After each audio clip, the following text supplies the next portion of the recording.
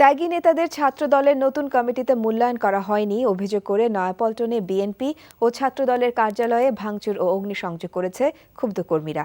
তবে এই হামলা ও ভাঙচুরের ঘটনা সরকারের মদদে সরকারের এজেন্টরা করেছে বলে দাবি করেছেন বিএনপির যুগ্ম মহাসচিব রিজভী আহমেদ। বিএনপির কাউন্সিল বানচিলের ষড়যন্ত্রের অংশ হিসেবে এই পরিকল্পিত হামলা বলেও অভিযোগ তার। রিপোর্টে আরও জানাচ্ছেন মাকসুদুল হাসান।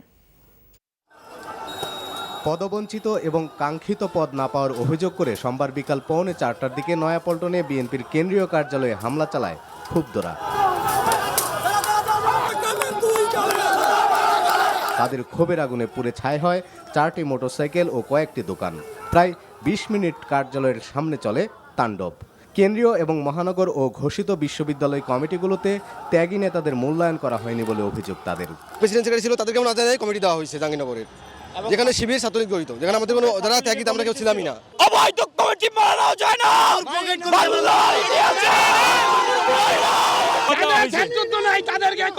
আমরা ছাত্রদল করি, আমরা কি বুড়া হয়ে গেলে বৃদ্ধ হয়ে গেলে ছাত্রদল করব? ছাত্রদল পরিচয় দেয়া এসব নেতাকর্মীর হামলা থেকে রেহাই পায়নি বিএনপির প্রতিষ্ঠাতা জিয়াউর রহমানের মুরাল ও দলটির চেয়ারপারসন বেগম জিয়ার ছবিও। তাদের ক্ষোভের আগুনে পুড়ে যায় ভবনের 4 তলায় ছাত্রদলের কার্যালয়। আগুন নিয়ন্ত্রণে আসে ফায়ার সার্ভিসের একটি ইউনিট। তবে এ ঘটনাকে কোনোভাবেই ছাত্রদলের কোন্দল বা পদবঞ্চিতদের ক্ষোভ বলে মানতে রাজি নন হামলার পর কার্যালয়ে আসা বিএনপির যুগ্ম মহাসচিব রিজভী আহমেদ।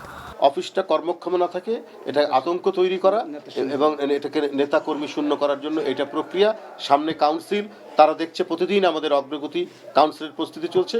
এই কারণে একটা পরিকল্পিতভাবে দুর্ঘটনা ঘটানোর জন্য এটা করা হয়েছে সরকারের মদতপুষ্ট। পুলিশের ভূমিকার সমালোচনাও করেন দলের এই যুগ্ম মহাসচিব। এইটা সরকারের মদতে হয়েছে বলেই পুলিশ নিশ্চুপ ছিল, পুলিশ দূরে দাঁড়িয়েছিল, কোনো কার্যকর পদক্ষেপ নেয়নি।